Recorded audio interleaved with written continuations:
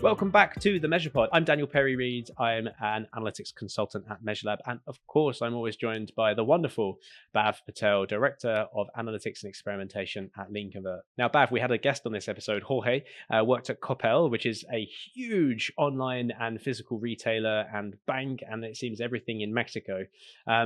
Exploring things like MMMs and multi-touch attributions and everything else, with a nice little surprising nod and appreciation for GA4 in there, which wasn't unprovoked from me, I might add. What's your initial thoughts just coming off the back of it? I quite enjoyed this topic because it always reminds me that what we do is it ebbs and flows between new ways of working and then always having to go back to old ways of working to solve new problems. And then we get new problems and we find new methods, but then we have to go back and find old ways to solve those new problems as well. So I don't know. I really enjoyed this episode. I actually really liked the way that Jorge talked about the fact that, and I think it was in swings and roundabouts we got there, but there is this emergence in the reliance of technology to do things that historically, people were really expected to do themselves, and it's, they're very smart people, obviously. And I think there is this underlying belief that you no longer need to understand these things because the technology will do it for you. And I think this episode served as a reminder that actually, yes, the technology will do it for you. And I think it's okay to use the technology to do it, provided that you know what the technology is doing. If you're blindly trusting these models, MMMs, MTAs, attributions, whatever, and you don't really understand what's going on, you kind of leave yourself exposed to difficult questions, best case, and negative impacts on commercial performance, worst case. So yeah, I think all in all, a very interesting episode. I think Jorge's got a ton of experience here, and actually it was a real pleasure listening to him talk about his experience and share it with us, because I think I took away a lot from it. Yeah, and I'll just add on to that before we jump in. But one of the first things that they mention is the kind of beauty in that we're all in this industry together, having similar challenges. So Jorge is in a completely different part of the world to us, with different economics, different legislation, different cookie banner policies, even everything like that. But we're still trying to solve the same problems and talking about it in the same way and sharing ideas. And I find that fascinating that, as a community, we all kind of get together and solve it together. So before we jump in, Bhav, is there anything you want to say, plug, or share before we let everyone listen to the rest of the episode? I have one thing I want to plug, and it's only because I spent all of last night working on it. Keynote, as you guys know, is this platform that I built to connect speakers to event organizers, podcast hosts, webinar organizers, companies who want to run training, anything like that. I've given it a massive facelift, and over the course of the coming weeks, I'm going to do some more work to just get it back up again and running. So please do, if you are a speaker, or if you like to speak at events or join podcasts and you're trying to find a way to be discovered, do create a speaker profile on Keynote. So that's the thing I'm plugging. How about you, Dan? I'll second that. Actually, we use that to find people to speak to on this show. So if you ever fancy yourself potentially want to come on this show, then sign yourself up at Keynote and you're on our radar. For me, I think something I plugged last time, other than my wonderful time at Super Week, which I've just come back from at the time of recording, is going to be Crap Talks Brighton, which will be coming up early March, and there'll be a link in the show notes once that is there, and it's all on Meetup. It's all free to attend, and we've got a cool new venue and some really interesting stuff going on. So I'll put that in the show notes, but I don't want to hark on about it too much because this isn't about us. This is about Jorge. So without further ado, enjoy the episode. Okay, here we go. And we have Jorge joining us from Coppel, all the way from Mexico, right? How are you? Tell us a bit about yourselves and tell us how, I don't want to say how you got into analytics, because that's something we'll find out in a moment. It's not quite exactly the right way to phrase it, but how did you get to a point of meeting people like us and getting to talk to us on a podcast about analytics, Jorge? Thank you very much, Dan, Bhav, for the invitation. And as you were said, I'm here. I've been working in Coppel for the last 4 years now. Coppel is the largest private retailer in Mexico. We have more than 1,800 points of sales throughout the 32 Mexican states. So we are basically everywhere in Mexico. It's a family-owned business, which main purpose is to be the omni-channel preferred option of the Mexican families to come and buy goods, to come and have their personal loans, and Grupo Coppel, which is Coppel Group, it's a group of firms that also holds a bank. So we both, let's say facilitate to the Mexican families both goods and financial services. So I'm very glad to be in here because for the last 5 years, like researching and analyzing things like attribution and how to give credit to the specific strategy that drives the consumer into the conversion. It's very, very interesting. So, yeah, thank you very much for having me.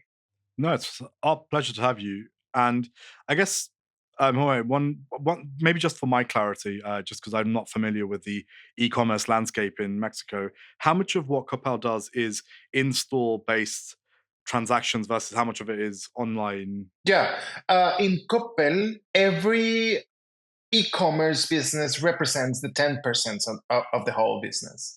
So for every 100 Mexican pesos Coppel sell, let's say 10 come out e-commerce. Amazing. Well, look, this is a fascinating topic conversation. If anyone that knows my background, I cut my teeth in the world of analytics in the attribution modeling space. And I've just come back from a week-long analytics event called Super Week, whereby I was talking to a couple of people about attribution modeling. So even up to 10 to 15 years later, we're still talking about the same thing. And I think this Jorge, is something that drew me to our conversation that when we connected on LinkedIn, that we're still debating it. We're still talking about the same thing. Now, other things have entered the conversation, like uplift and incrementality, media mix modeling, marketing mix modeling, and those kind of things. But I would be just really interested from your perspective. What's your background? Like, how did you find yourself dealing with things like attribution modeling and media mix modeling, and what kind of part of that system are you playing at Coppel? Yeah. First of all, my academic background is being an economist. So let's say, like, with a bachelor's degree and a master's in economics, like, let's say in me, like inside me, there's this curiosity about finding out what happens if I do a certain thing and what doesn't happen if I don't do any, let's say, project public policy. It's what what I'm academically formed in.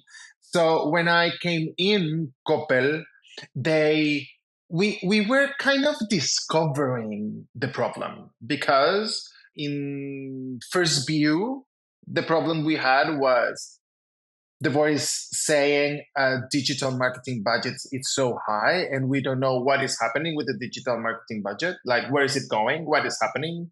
Like, is the website receiving so much traffic very well?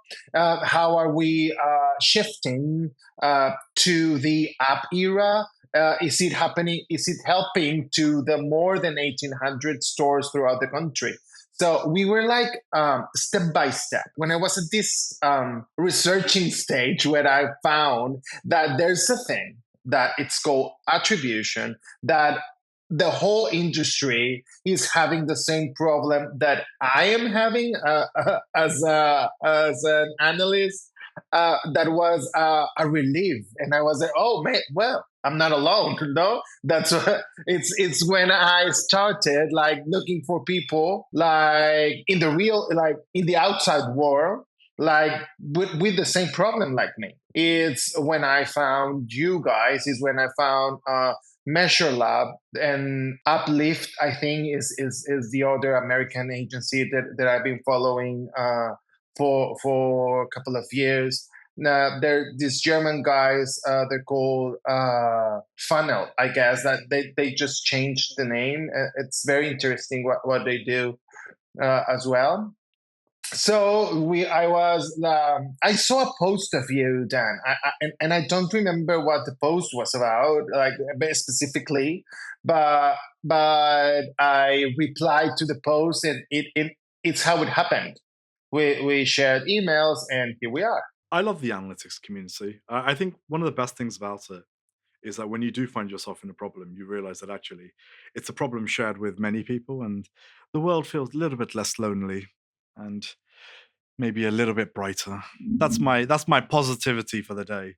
Now then, back to the negativity. I was going to say, Jorge, what are some of the I want to start from the top and kind of like work our way down, because I feel like this topic is quite broad, and you coming into it discovering that actually it's a problem shared across the industry.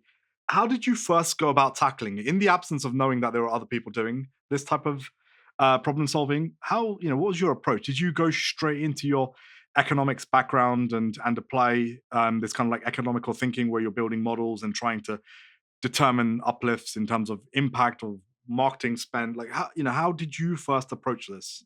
The first thing we did as a team was, the first decision we made was stop listening what providers said about the impact of your strategies in your business, in our business. Let's focus on the data we have, and let's analyze what the consumer does in our platforms, and with our business rules, let's see how the attribution look like, and stop hearing like, you should be doing this model, you should be buying this new thing, you should be listening to this new firm, like people in other countries are doing this, people in other firms are doing that. What we first did was, okay, this is our business, the people want these specific things for us. Like Coppel is one of the best personal loans givers in Mexico. So one of our main products, our financial products, are personal loans. Like, and we partner with Mexican families in order to pursue certain life objectives. So let's say Coppel make people's life better. It's our motto. So that was our first approach. Stop listening. And maybe this will sound very close-minded, but when we first understood what was happening inside, we could start, let's say, playing with models, with rules, with analytics, with dashboards, and with stuff in order to go to the findings stage and start making decisions. So like it's when I say, like, in this 2025 world full of technology, data, and artificial intelligence, like, human understanding is more important than ever. Because what I think is that we as a firm didn't understand what was happening on our customers' behavior, we wouldn't never be able to use any technological tool. I don't know if that makes sense for you. No, it does, and it's actually the timing of what you just said is really important. It's really perfect, actually, because I was talking to some of the members of my team today about actually how the adoption of things like large language models is okay if you know what you're doing in the first place. It's using things like ChatGPT. ChatGPT is fine when you just need to automate something you know how to do yourself. I think the risk becomes when you're asking things like ChatGPT or whatever to do something that you don't understand yourself, because then how can you ever even begin to QA or understand if what the output is correct? So I think that for me is so important, that the human understanding element of what you're doing, because you're right. I think attribution modeling can very easily become a black box, and your first point, stop listening to what the vendors are saying. I think that's going to be my new life motto. I'm just going to adopt it and embrace it fully. So stop listening to what people say and look at the data for yourself, which I do anyway. But it's kind of actually nice to phrase it like that. So no, I think that made perfect sense to me. How about you, Dan? Well, maybe it sounds kind of how do you say, not nice. How would I say that? It sounds maybe great, is how I would say it. but you know what? Like whenever you go to the market, let's say, not the analytics community, but when you go to the market and say, I have this problem, the answer is buy this thing, use this thing. And I found myself in 2020, in the middle of the pandemic, surrounded by excellent salesperson, like trying me to buy things that I was not understanding the use of them. I was not understanding what was happening on my data, on my business. The data was not organized in order for me to tell the business every minute, this is the impact of your marketing campaigns in these sales channels. Okay? In a company that has 4 sales channels, that is brick and mortar sales. We have digital kiosk in most of the stores. And we have the app and we have the website. The first thing we needed and we wanted to know is what of all the digital messages we are sending are impacting brick and mortar sales. Because the characteristics of our clients are not the most digital. They want to go to our stores, but they go to our stores to buy cell phones, to buy computers, to buy tablets. So they are looking to our digital messages, They're looking to our digital paid media campaigns. They're looking for our YouTube videos, etc., etc. So how are we going to measure and give economic value to those messages we're sending by those buyers? So I've got two things I want to ask you, Jorge, and I'm going to let you pick which one you want to go down. So this is the first one is that that is an awful lot of fragmented data from lots of different data sources that is very difficult to join together.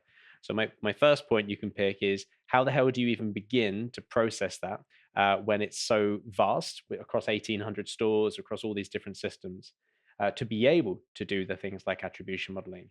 And the second one, which you can optionally choose to take if you want, is that 1,800 stores and Mexico's biggest retailer and loan provider is huge, right? We're not talking about an individual shop that's just set up, 5 employees, and they can do whatever they want and they can change their mind later. Implementing something like this and getting the people listening and acting on data at that scale is a huge undertaking. So how did you even begin to approach that when actually the risk is higher and there's more people to convince? This is like one of those, did you ever read those choose your own adventure books? So this is the first episode ever, let it be known, that's given you a choose your own adventure question. So, you get to choose your own adventure with Dan's questions. Yeah, thank you. Very interesting questions. And first, I want to answer the first question Bhav asked during this conversation. That was the representation of e-commerce in the business. And my response was 10%. But if you look to the channel sales numbers, if you go to the website and sum the application and sum the kiosk, is around the 10%. But if you ask me the impact of e-commerce in the business, the number is really, really high. The growth boost that the company is having these years is by the e-commerce.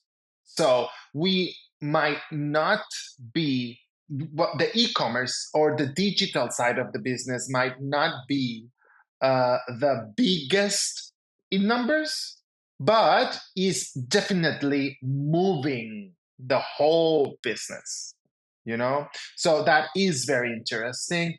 And that's what we found in our research online and purchase offline analysis. When we first decided that we wanted to go by last click non-direct attribution strategy, of course, there was a bunch of difficult conversations we had. Jorge, but you're giving credit just to one click. That's unfair to that's unfair to us that we do higher funnel strategies, and we are never going to be seen in the P&L finance analysis, and we are never going to, the point was to make all teams align and tell them, okay, if you want to be in the numbers, you got to go to that last click non-direct, to that, you need to pursue that click. If that is going to be your business goal, you know what you got to do.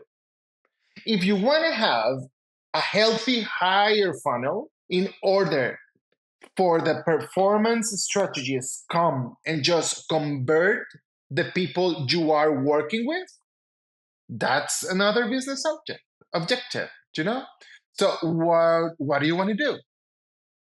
This is a measure, this is an analysis, and this and if we have the right conversations, all the roles of the different let's say sales strategies will align and get people's attention and make customers convert, And so convincing people took us a really, really long time. We had to do, and I think we're not done yet. We needed to go very, very strategically. We needed to go with certain stakeholders first in order to tell them, maybe you are not getting the credit because the people you impact go to the stores and convert there. And it's fine. I mean, whenever you don't purchase in other retailer, for me, it's okay. You can buy anything in any channel, and but there was the belief that the digital business and the physical business were parallelly going, but I think that it's been a process when the company, which is an 80 years old company, needed to understand that the new way to make business was omni-channeling. And I think that was the best thing that could ever happen to the business, to have these evangelization, if I may say, to people to understand, look, these physical cells, I can tell you the names and the data of the people that were browsing in our app or in our website, and they were looking to clothes, they were looking for refrigerators, electronics, you name it, and then they came to the store and bought something related to it. So I'm sure there's an impact. Why I wouldn't give it to it? So it was like, I think the challenge there is that middle step. I think you're right. You can easily quantify what people are doing on the site and what they're doing and what they're looking at. And you can easily quantify what's happened in store and what's been purchased. I think it's that link crossing over the digital behavior to the in-store behavior. Now, I think if you have some type of identifier which is carried over, for example, you do click and collect, right? That's an easy one. Or something, something along those lines. I'm not sure what else, right? If you get a policy ID, if you're doing looking for a financial loan or something like that, you can then go and complete the the claim or whatever in store. I think in those instances it's fine. I think where the challenge is, and I'd love to hear your thoughts about this, is on one hand you're pushing a last direct click model that says you guys need to focus on the last direct transaction, the last direct click transaction. But on the other hand, you've also got a narrative that is very much like, well, people might be going in store. And if you've got like leadership team who are putting pressure on your marketing team, so there's an affiliate team, there's a PPC team, there's an offline team, not all marketing spend is then treated equally, because the one that you can directly measure will always get an equal weighting. So to the people who maybe are a bit more top of the funnel, and it is harder to get them to quantify the impact of their work. Like, how do you approach this? Now, I'm sure we're going to now go into like the depths of like econometric modeling, but like, what do you say to those people? Because that's the first thing. Second thing you said was you're an 80-year-old business, right? Trying to convince people who are at the top, who are probably institutionalized by old school marketing methods of this new age digital technology and this new age digital analytics approach, it's a hard sell, right? So what has your experience been trying to close that offline online gap, and then also to try and sell this new way and ensure that people do get the right credit, because the numbers don't always speak in favor of certain channels or marketing teams? Well, I want to talk about the, let's say, higher funnel marketing teams, and go back again to what we were saying, that in this technological, data-driven, and artificial intelligence world, there's a fundamental need of human communication, of human alignment, on human business making, because and I have this use case very fresh, because there was the social commerce team came and they were like, oh, your model is just biased, it doesn't look the whole funnel, and we are making the best campaigns, and we are making the best creativity, and we have the best digital creators in our profiles. We have conversations with them, etc., etc., etc. And I tell them, okay, you're right. The model has a narrow view, and it's just one click. Your strategy will never be outstanding here. Why don't we make campaigns in order to understand the impact of your specific strategy in the business? In what channels are you better performing? What goods are you better selling in? Maybe people want to see digital creators recommending clothes, but not computers. Maybe not. Let's find out. And we came with this test agenda, geo-based agenda. When, for example, we excluded certain Mexican entities and perform UGC campaigns there. And the people, the social commerce team, were talking to the brand ambassadors and tell them, okay, there's this technology campaign, and you need to give me the videos, the material, the creativity, and I will make my paid media campaigns with them. Okay, and so it needed to be like much of paperwork that I'm not an expert about that paperwork, but the only thing I know is there was a ton of paperwork done. And we came with that campaign, and we could measure with the GeoLift with the GeoLift library developed by Meta, that the impact of that certain campaign. And I told the team, okay, this is your value in sales, and you can sell and you can sell better in these channels, and you can sell better these goods. Okay, so next time, what we are doing now actually, it's a bigger test. Now the group of entities is bigger. Other categories are participating there, and let's see how it goes. And stakeholders, and as you say, like people in boardrooms, they are very willing to listen to us now. And because it's been a process, a cultural process that have lasted for 4 years now, So, and it's patience. It's to be persuasive, if that's correct to say, and clear, make them easy to understand. I have a challenge for you, a pushback here, Jorge. I hope you'll indulge me.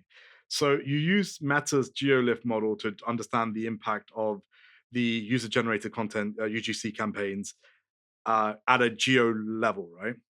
But then you're relying on Meta's model to give you that input. And we started this entire conversation by saying, ignore what the vendors are telling you, right? Because, of course, if you're using Meta's model, it's going to try and bias. I don't know, by the way, I'm not trying to be a Meta conspiracy theorist. I'm just curious as to how do you circumnavigate that? In its defense, it is open source. It is open source. It's not. It is open source. Okay, yeah, you're right. It is open. I think Bhav works with our stakeholders in Coppel because I've heard this question a lot, and I have an answer. And the answer is that when Meta first came and tell them like, test with our thing, we said no, thank you. And they had all the time and they shared a lot of documentation papers with us, and we found out that yes, GeoLift is a free an open source library in R developed by Meta, but it performs a synthetic control statistical experimentation. And if if me and my team go to say, okay, I don't want to use GeoLift, I want to use GeoCoppel, like the result is going to be the same. Because behind that open source library is just code, it's just operations that, as we already said earlier in the conversation, I can tell you we understand. Is this part of the Robin MMM model that they built? No. It's let's say it's a different. broader. Okay. It's different. And what we like about GeoLift is that do you know what we did the first time? We read the papers and we in Excel perform every operation, and we were step by step. Okay, and sometimes we were like, where is this going to take me? Like, why are we investing so much time doing Excels that the computer already does? Okay, and I was like, do you know what it's going to give to us? Security to go to any stakeholders and tell them your budget's impact is well measured, and it gives me the confidence to tell you I'm not doing what Meta said. I'm using an open source good or asset, okay, that it's out for the community, that will give me the same result that if I do it by paper and pen.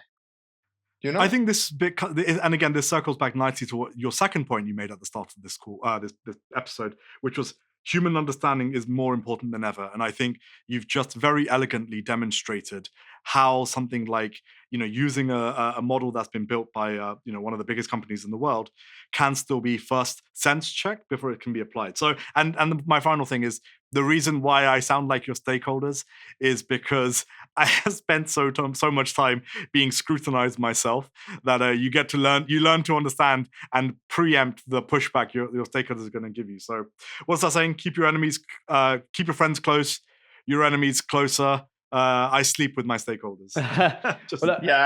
Jorge, we've touched on attribution. We've touched on experimentation and incrementality, and I think it's only fair if we talk about the last part of this trifecta, which is the media mix modeling or the econometric modeling side of things. So you've mentioned how attribution was that first step of looking not just at lower funnel activity, and then you've got the kind of controlled experimentation to understand the uplift and the kind of what if we didn't do it. What about joining all this data that can't be joined? What about the effect of the pandemic? What about the effect of, very timely, but like trade deals, for example, between neighboring nations or other things like this? But there's a lot of economic factors that aren't digital, that aren't marketing, that can influence what's going on. And that's really where the econometric modeling or the media mix modeling comes in. Now, is that's something you mentioned to me on LinkedIn, that this kind of like the kind of the experimentation and the play in that area of things. Now, how have you kind of used that, and what kind of angle or problem has that solved that the others haven't? We, I think it was 2022 or maybe 2023, when one of our stakeholders came and say, "Hey, you guys, when are you going to be done with this attribution matter?" And we were like, "Okay, can we answer tomorrow?" And we were like, thinking, and like, we need to finish this. This project's been open for, I don't know, 2 years now, and you're not done yet. So, and I was saying, they came and said, like, when are you guys going to be done? I need my strategy, and I need it to be it, and I need not you being changing it. Because we were like, numbers change and behavior change. So attributions change, and we were like, okay, I think I'll answer that question tomorrow with a specific date. And we said that in that conversation. And that night, we had a very long night that time. And the answer we came back with was, you know what? We are never going to be done with the attribution thing, because it's always changing. The business is not the same. When we first had this problem, like digitally, the website was the main source of income. And now is the application. And how people use a website and a desktop device is way too different than how we use the cell phone, So the attribution has to change. The calibration of the models need to change. So what we understood by then was that we were not looking for a number, that we were immersed in an ecosystem of numbers, is how we call it. And we have attribution, and we have experimentation, and we needed to have like a North Star to follow. And that's where we found our MMM. We right now do not operate with the MMM numbers, but every few months we go to our MMM and ask him, like, hey, what do you see now? Like, what is changing dramatically? Like, and it's when social phenomenon comes in. It's when the pandemic came in. We have offline marketing strategies going away, and the MMM gives us a perspective about, okay, you are performing here, offline strategies are performing there. You need to collaborate in these two in order to do that, and have, again, human understanding about waterfalls that MMM tell us, about numbers and ROIs that we are looking in the MMM numbers, So we have now attribution models, experimentation or lift lift numbers. We have MMMs, and we are now working on MTAs again in order to see what it tells to us now, that we are a different business, that we are an application-based business now. We are not a website anymore.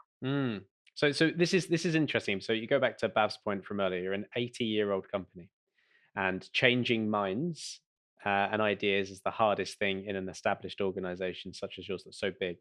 And so I can now imagine a conversation you would have had with your paid search marketing team, and they've gone from, hey, look at our massive ROI. And then you go, no, that's just last non-direct click. If you were to look at the whole journey, that's actually a lot less than you thought.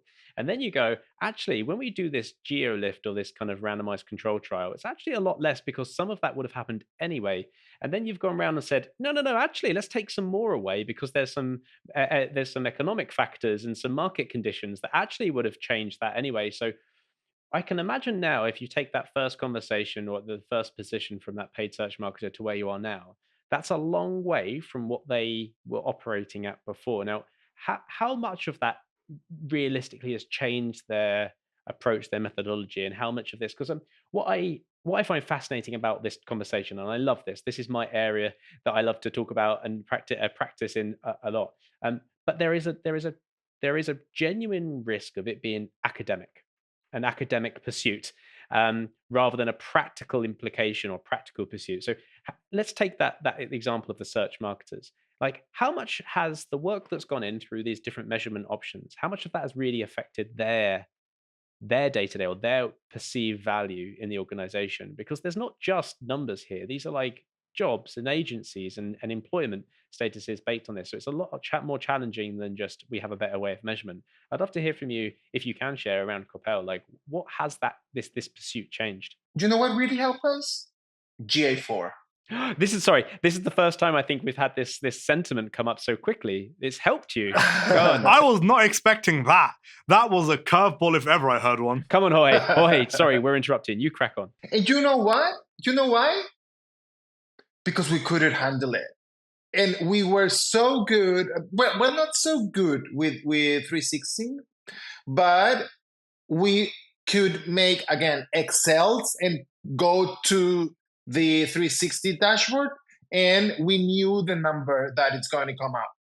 If we look, for example, and sales in a certain day, and we had our query documents, our SP documents, and we knew what the platform was doing with our numbers.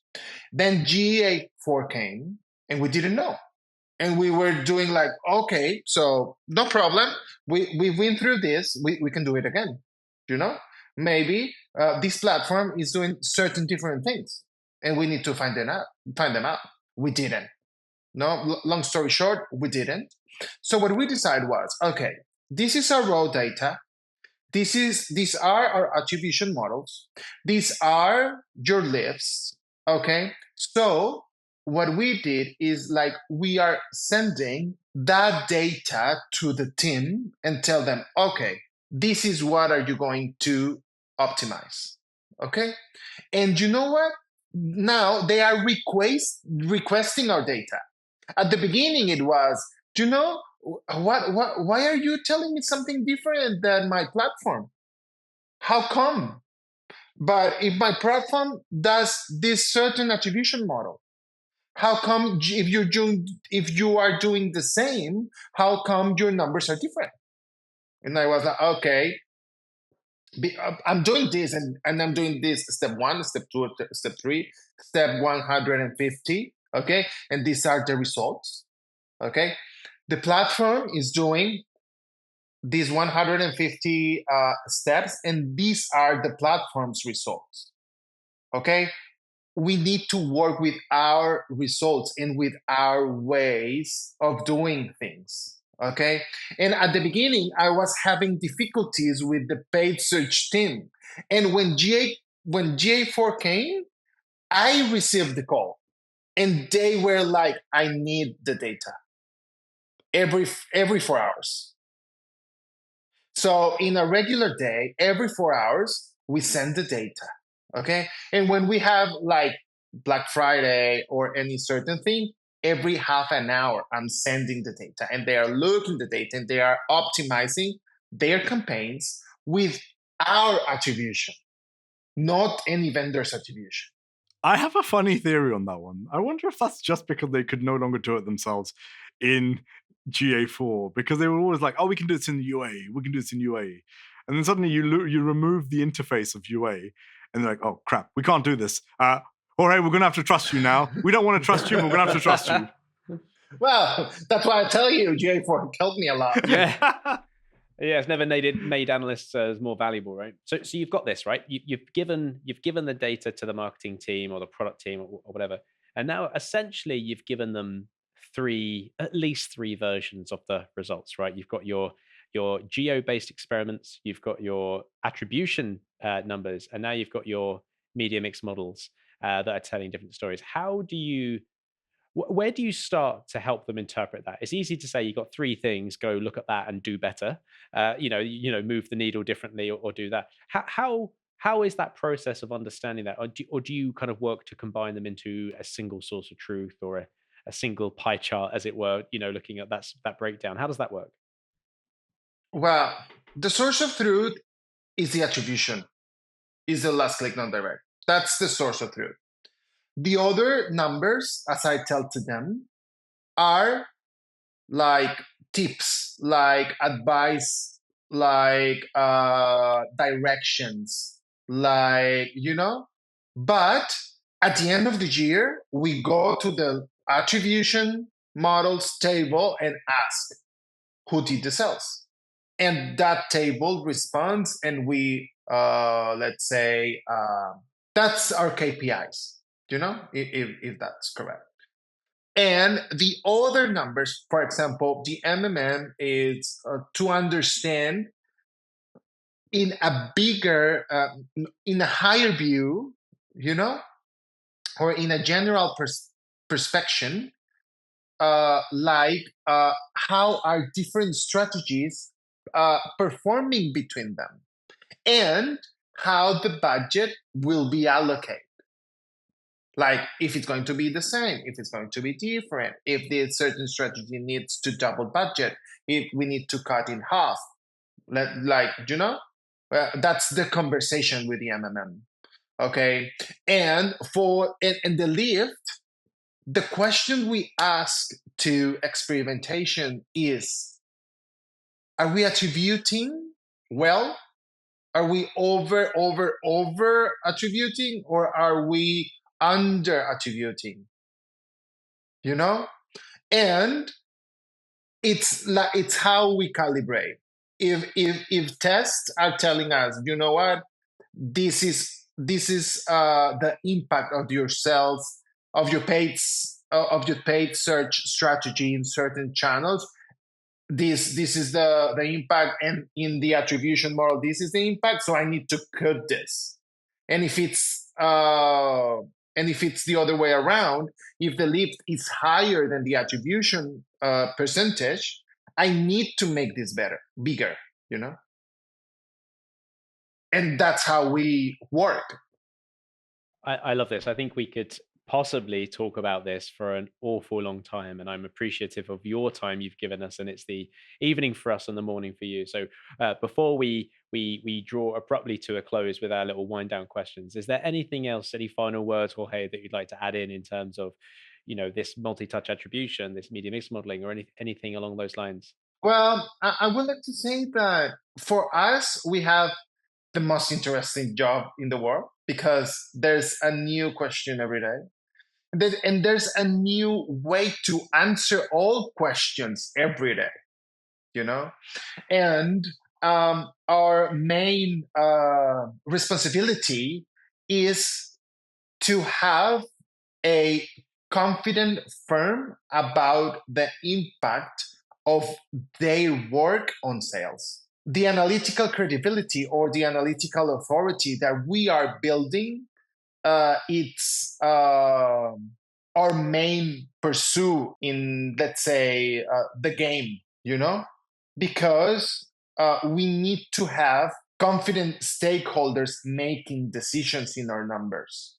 And that's what we have been pursuing for the last 4 years. And it's been a very, very interesting journey. Now it all started as a group of 2 people. We are now 8.